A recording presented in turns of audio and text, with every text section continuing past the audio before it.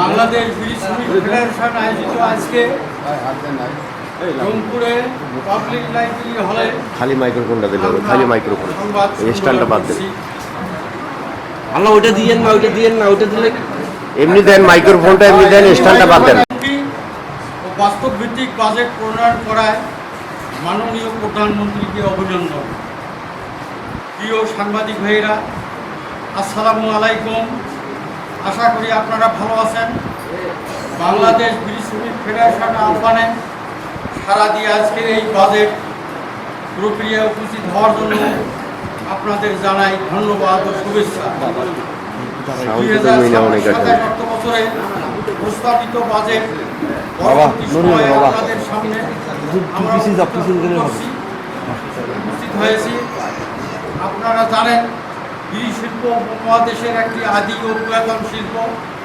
এই উপমহাদেশে যখন বেকার মানুষের কোনো কর্মসংস্থানের সুযোগ ছিল না, তখন বিড়ি শিল্পই ছিল একমাত্র কর্মসংস্থান।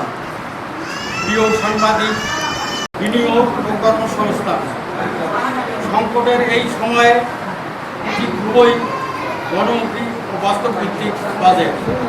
এই বাজেটে সরকার দেশের প্রতিটি ব্যক্তি পরিবারের জীবনযাত্রার মান উন্নয়নের লক্ষ্যে উন্নতির লক্ষ্যে নিত্য প্রয়োজনীয় 60টি পণ্য কর ছাড়া দেওয়া হয়েছে। একই সাথে প্রাচীন শ্রমঘন বিড়ি শিল্পের উপর শুল্ক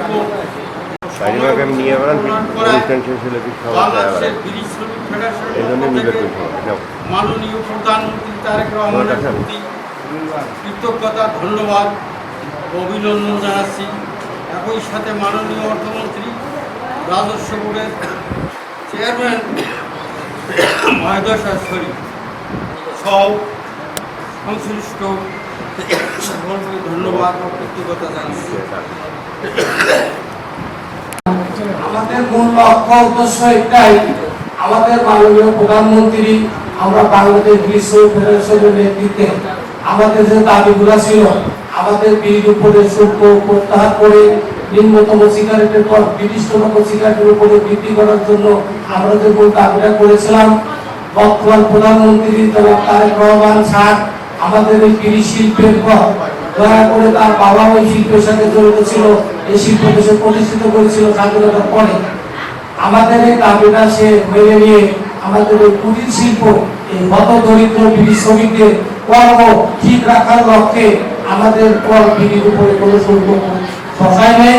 সেই জন্য আমরা বাংলাদেশ বিড়ি শ্রমিক ফেডারেশন কমিটির পক্ষ থেকে মাননীয় প্রধানমন্ত্রীকে আন্তরিক ধন্যবাদ জানাই।